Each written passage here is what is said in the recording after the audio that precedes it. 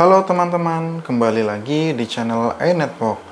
Di video kali ini saya akan menjelaskan bagaimana cara menggunakan Ruigi RG EST100E dalam kondisi ruangan yang sama, atau kita simulasikan bahwa Ruigi ini penggunaan di lapangannya itu seperti apa sih gitu.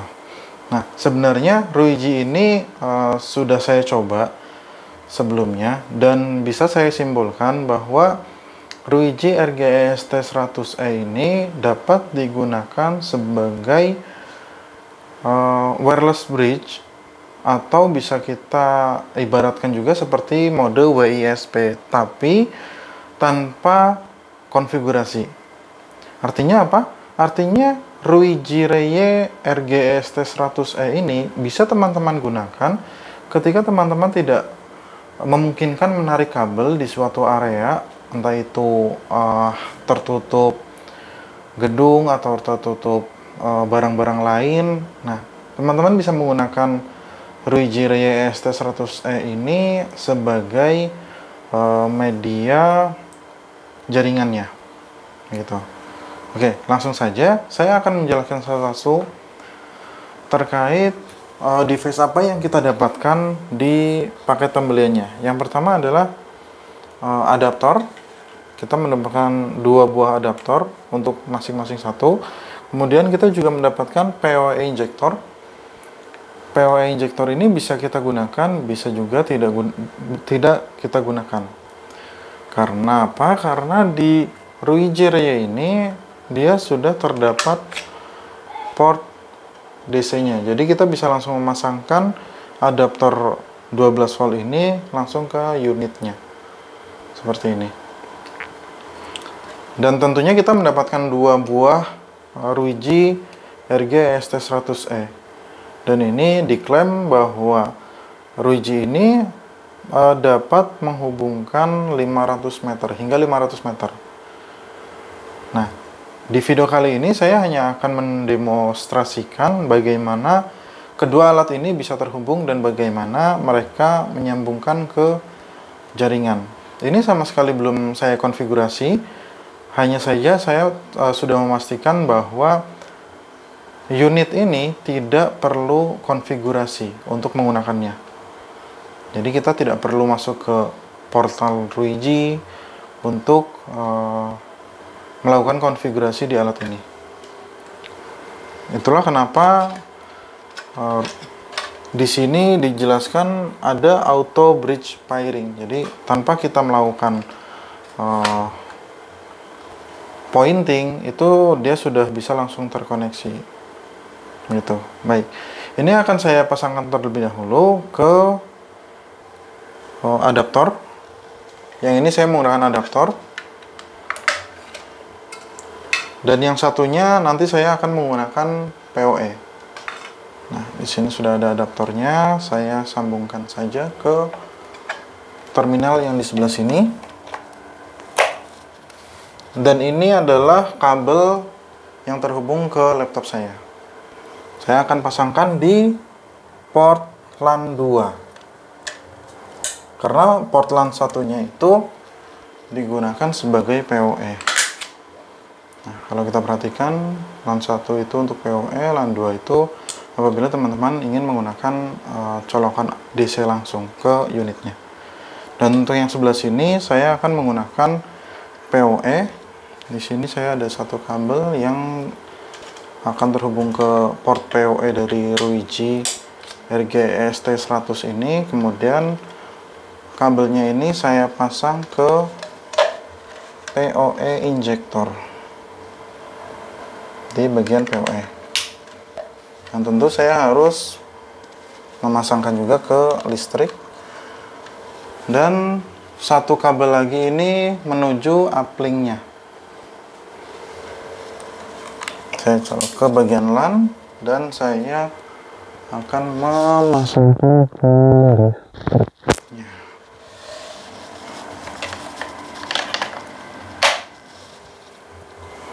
Baik. Tampilannya seperti ini apabila kedua alat itu sudah menyala. Dan di sini teman-teman bisa lihat bahwa Oh, ini kesenggol ya. Bahwa yang alat yang ini itu yang menyala itu lampu sistem dan LAN 2 nanti ya. Tetapi yang di sana nanti karena kita memasukkan ke port LAN 1 atau PoE, dia yang akan menyala adalah port LAN 1.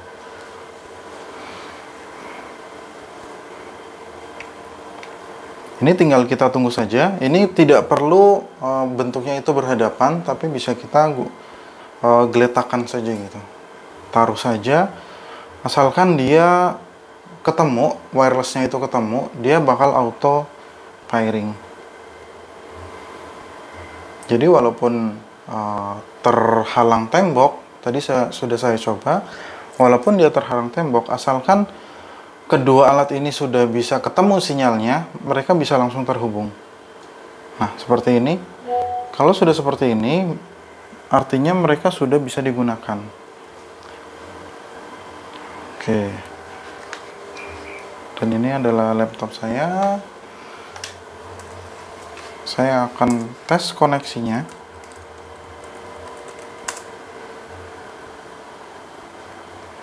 Nah, kalau diperhatikan, ini pengetesan yang tadi. Kalau diperhatikan, teman-teman bisa lihat bahwa saya mematikan WiFi saya dan hanya terhubung ke si Ruiji ini. Nah, kalau diperhatikan apabila saya melepaskan kabel LAN-nya, LAN 2 yang ada di alat yang satunya itu, dia akan mati. Gitu. Kalau yang di sini tetap menyala karena dia terhubung ke uplink-nya dan terhubung ke PoE. Oke, ini saya pasang kembali.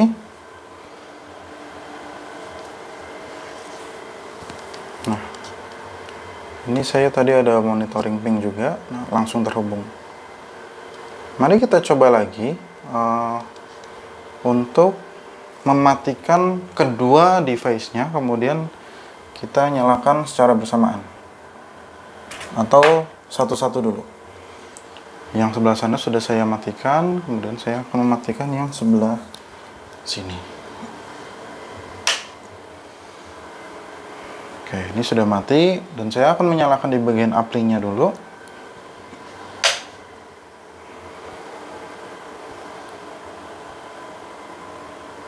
Jadi skenario ini, rekayasa ini apabila teman-teman sudah memasang di gedung A atau di bagian uplink, kemudian setelah terpasang dengan benar di gedung A itu atau di bagian uplinknya, kemudian teman-teman lanjut ke gedung B nya atau di bagian sisi downlinknya atau untuk ke user yang ada di area tersebut.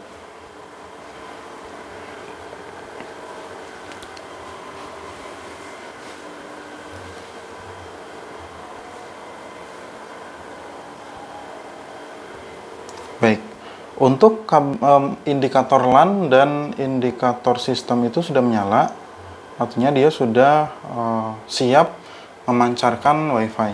Kalau kita cek juga sebenarnya dia sudah memancarkan WiFi, tetapi dia tidak memunculkan signal strength karena dia belum bertemu dengan pasangannya, dengan alat satunya.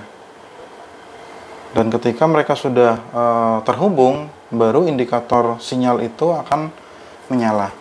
Baik, sekarang kita akan menyalakan device yang satunya lagi.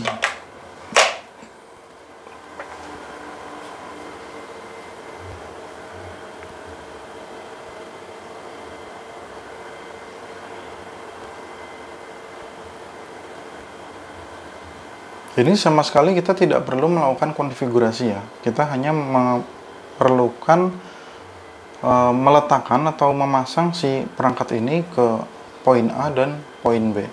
Tidak perlu ada konfigurasi.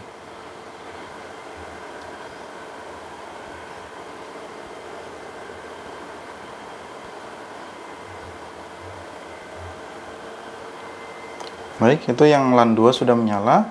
Dia juga sudah terbaca di Ethernetnya. Tinggal kita menunggu kedua alat ini terhubung satu sama lain. Nah, yang di sana sudah menyala indikator sinyalnya, tinggal kita menunggu. Oke, yang di sana juga menyala dan pingnya juga langsung reply ya. Ini saya melakukan ping ke google.com atau 888. Ini sudah terhubung. Nah, kemudian mari kita coba speed test. Saya di sini menggunakan Starlink providernya. Kalau kita ketahui, Starlink itu di Indonesia dia di atas kertasnya itu up to 159 Mbps. Mari kita coba berapa bandwidth yang bisa dibawa oleh kedua alat ini secara langsung.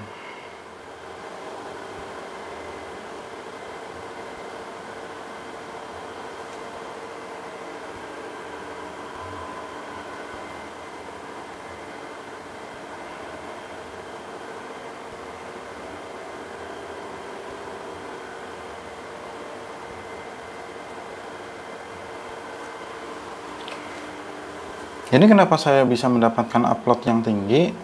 Karena saya menggunakan dua ISP ya teman-teman. Dua ISP yang sudah saya load balance. Satunya Starlink, satu ISP itu Starlink dan satunya lagi itu dari Moratel. Mari kita coba sekali lagi. Kalau sebelumnya itu 35 dan 70, dan sekarang kita mendapatkan apakah dia bisa naik lagi atau memang maksimal 70.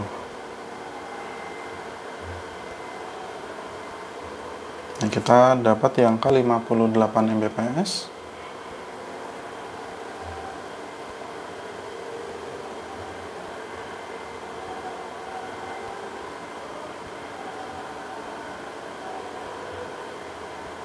Dan uploadnya 20 Mbps. Mari kita coba di speed test fast.com.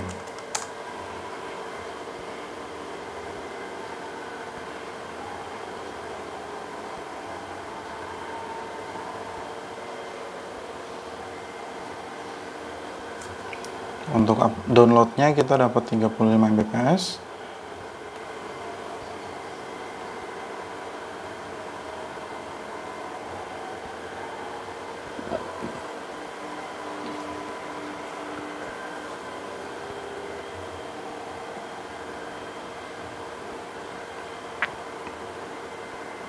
Dan untuk uploadnya kita mendapatkan 50 Mbps ini ya, 50 Mbps. Kemudian kita coba lagi speed test di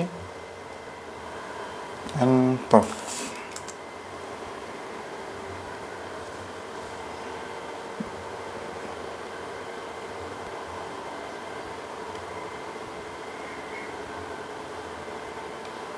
Oke, kita coba start.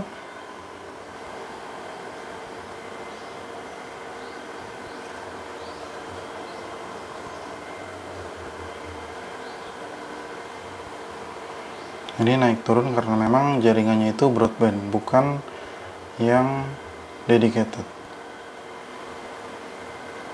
Rata-ratanya kita dapat 25 dan paling tingginya itu 32 di downloadnya, sedangkan uploadnya kita dapat 70 Mbps. Saya menggunakan Moratel itu yang paket 75 Mbps ya.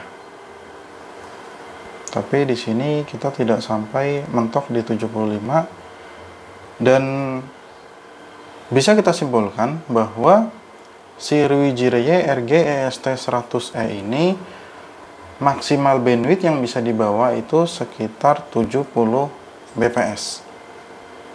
70 Mbps. Oke. Kita coba sekali lagi di Ookla.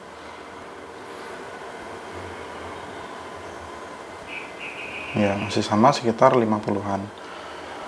Nah, barusan saya juga sudah pernah mencoba menggunakan alat ini. Saya letakkan di beda ruangan di rumah saya. Beda ruangan itu hasilnya tidak terlalu berbeda jauh dengan ketika dia didekatkan. Dan mungkin karena masih dekat gitu ya, masih dekat, signal stringnya pun dia masih full. Nah, mungkin di video selanjutnya saya akan menjelaskan atau mencoba seberapa jauh dia bisa terkoneksi sampai dengan mungkin 100 atau 200 meter. Seberapa jauh dia bisa saling menangkap gitu. Nah, mungkin sekian dulu video dari saya. Kalau teman-teman berminat untuk menggunakan RG EST100E ini, teman-teman bisa menggunakannya dengan skenario apabila teman-teman benar-benar tidak bisa melakukan penarikan kabel. Karena klaim dari Ruiji-nya itu dia bisa 1 atau stable data atau sangat direkomendasikan dan menjamin koneksinya itu bagus untuk satu buah kamera dengan resolusi 8 megapiksel. Dan ini port wire scan sticker. Ini kalau kita lihat di sini, kalau dia di kegelapan itu ada refleksinya, dia menyala gitu. Stiker ini PWE dan LAN-nya. Waterproof enclosure, dia sudah IP55. Dia bisa kena hujan gitu, bisa ditaruh di luar. Dan auto bridge pairing ini yang sangat memudahkan. Auto bridge pairing, kita tidak perlu melakukan konfigurasi apa-apa, asalkan kedua alat ini sinyalnya bertemu. Kalau di situ klaimnya 500 meter, mungkin realitanya di bawah itu ya 500 meter. Tapi kalau misalnya memang benar-benar lost dan tidak ada gangguan sinyal-sinyal wifi lain, mungkin bisa mencapai 500 meter seperti yang diklaim oleh Ruiji. Baik, cukup sekian video kali ini. Jangan lupa like dan subscribe apabila video ini dirasa bermanfaat. Sampai jumpa di video selanjutnya. Terima kasih. Bye-bye.